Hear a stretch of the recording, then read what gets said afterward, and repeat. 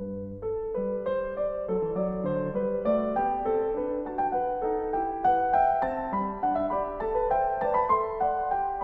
right, well, of course, as you know by now, I'm Jeff Watts, and this is our next phase in the gouache sequence of the core program.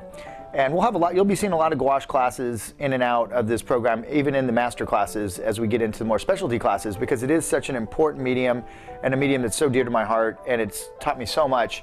And you know that by now, if you've been through a couple of the phases with me, how fond I am of the medium. So today we have a real treat for you. This is going to be one of the, I mean, it was one of my favorite phases so far to do. It's starting to kind of venture out of the more conservative areas of studying gouache into more exploring gouache as a medium. And the way we're going to do that is pick some of my favorite illustrators, and we're going to do little master studies. I'm going to be spending about an hour on each one of these. You would probably want to spend 2 to 3 hours, I would imagine, especially when you're first getting started with them.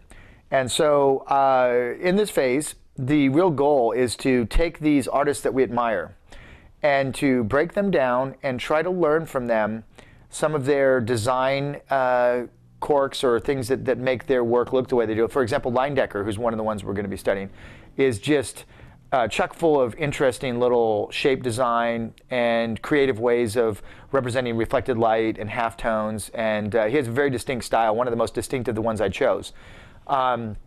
So when we study him, we're going to be seeing, you're going to see me talk a little bit more about and have to work a little more in an unorthodox style because of how unique his technique is. We also have Cornwell, who's a very painterly painter, but we know that gouache doesn't really act like oil in the fact that it doesn't want to be painted with extremely thick. So when we paint from Cornwell, we will do more of a flatter version of what his paintings really look like. You're not going to see the paint strokes coming off the surface as much. We then also have Elvgren, who's just beautiful women. How he designs their eye structure, the arcs of the eyebrow, the shapes of the lips, the tweaks on the nose, the overall structure, the hair. So we're going to learn a lot about pretty women through Elvgren. Frazetta, who we're going to tackle, and I'm going to show you examples of these in a second, the ones I did during this phase, is really powerful, right? Powerful figures, powerful faces, lots of expression. And then we will go into, so we've got Rockwell also, who's just a great tile painter, one of the best. And he's going to be fun to work from as well. And then we also have a little treat for you at the end where I actually taken Joseph Clement Cole, who was a very chaotic inker, very linear, and I convert it over to tone, invent the color, and paint it clean without all those cross-hatching. Also Gibson, who's another one of my favorite inkers, who we'll revisit later in an inking phase when we explore inking. I will also invent the color on one of those little heads and show you how I do that. So that's just kind of a fun way to play around with gouache and exploring invented color and edge and all those kind of things that we've been talking about so often in all these other phases. So when we take a look behind me here, 2 different illustration boards. One's a white kind of, there's hot press and cold press. You can paint on either one of them. This one has a slight texture to it. I'm always getting confused between the two, and I've done it forever. This one doesn't really have it on there. I think it's hot pressed, but I'll let you know when I do the workbooks. So in the workbook, you'll be fine.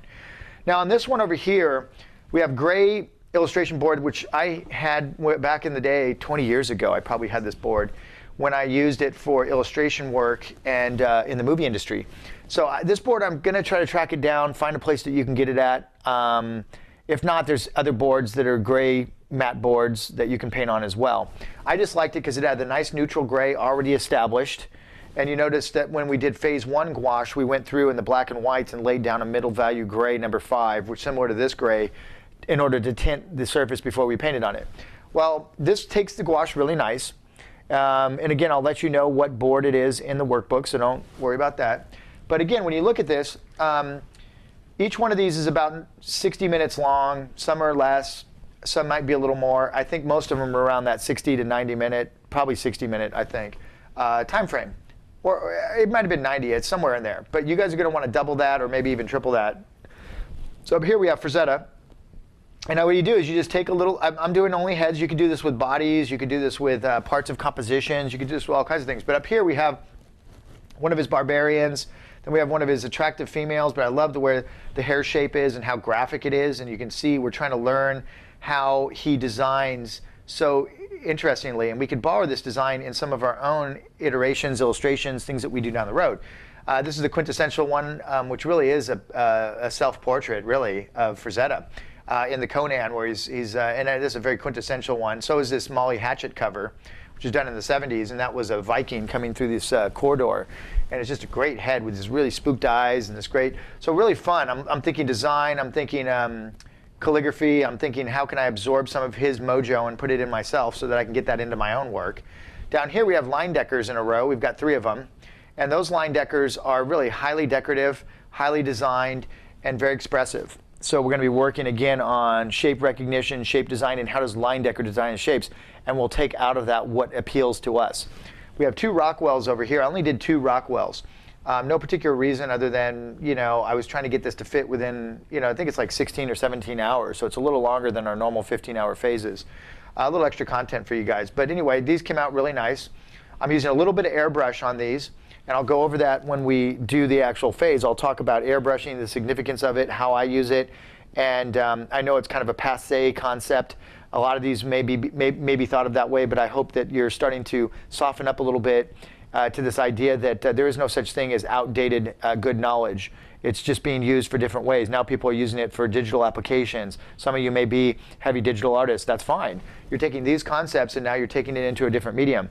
But it's always nice to go back and learn them in their traditional arena. Why? Because we have original artwork we can sell afterwards, which is going to be huge for many of you. It's a secondary income source for you. So that's going to be very smart, and then also at the end of the day, that feeling of having an original painting in front of you that you created on a surface, there's nothing like that. Okay, so I think you guys are going to really want to learn to do that, even if your main choice out there is digital application.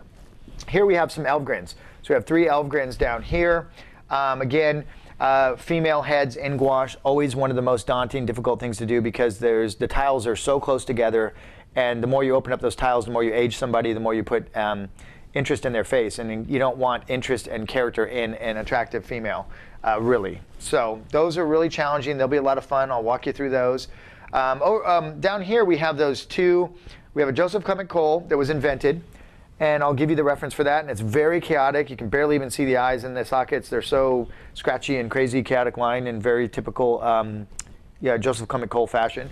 Over here we have a little Gibson, and that little Gibson was really cool. It's a bunch of guys lined up. I think they're at the horse races or something, and they've got these really snarky, kind of funny looks, and he's so good at that. So one thing you want to learn from Gibson is character, facial expressions, how to handle those subtle facial expressions that are so difficult to capture in art. Very subtle emotions. He's a master of it. So that's that. Now over here, the first sequence that I started with were the Dean Cornwells at the top. And those are probably, and I don't know what sequence I'm going to put them in yet. As I'm doing this intro before we actually organize that phase. So I'll figure that out when we go. It doesn't really matter. It won't be of any real major issues either way. So in here we have 4 Cornwells. They're done on an illustration board that's not gray toned. It's actually just straight illustration board. It's also Canson. Excuse me, it's not Canson. Canson's another board, but it's actually Crescent. And Crescent is the most common board. I haven't been terribly fond of them lately, so we'll see how that goes. They've been peeling a lot, and I'm not sure quite why.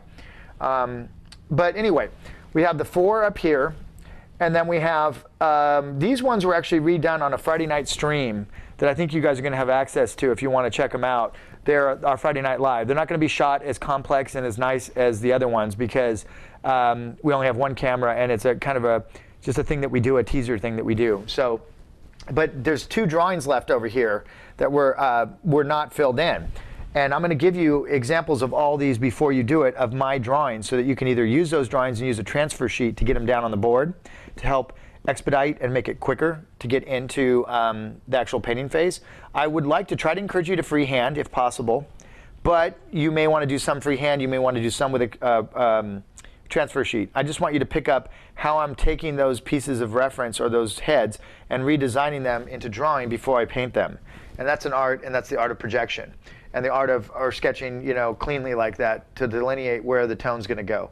So again, that one was a redo. That was a Frazetta that we did not do, and that was a Cornwell we did not do in the actual phase. So don't worry about these ones. These are the ones I wanted to show, and then those 2 heads that were unfinished. But anyway, we're going to go through plenty of these. After you're done with this phase, I would like you to definitely do more of them on your own. Pick artists that are inspirational to you. Pick ones that resonate with you, and just do tons of these in your sketchbooks. You can use like get a heavy bond sketchbook that's got like more of a Bristol type weight to it, maybe 60 pound or something, or even 100 pound, or something that has a little bit of oomph to it, that's not going to wrinkle up when you put some water washes on it. But I've seen people do them in their sketchbooks. So anyway, just fill sketchbooks with these kind of little exercises. Maybe do them once a week, one evening a week. Get it into your repertoire, get it into your training regimen, and it's going to make a big difference. We'll be doing this in oil paint as well, but we'll be doing it a little differently. We'll probably be doing a full actual piece. And I may venture into doing a full piece in gouache down the road of a line decker or something like that, if depending on how you guys like it and what you want to see us doing. You can always send in your recommendations. But anyway, great phase. You're going to love it. It's really one of my favorites. These are just so appealing because you can stop them, you can start them. They're fairly quick, and you can get a lot of knowledge into your brain and into and improve your eye very quickly by doing these exercises. So have fun. And again, as always, do it at your own pace. Don't rush through these phases. Always have a couple phases maybe going.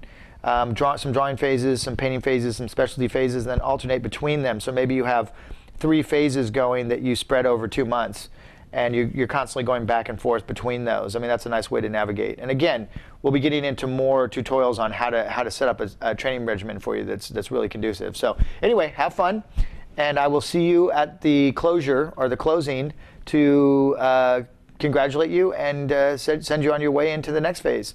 Okay? So take care, and again, I'll see you when I see you.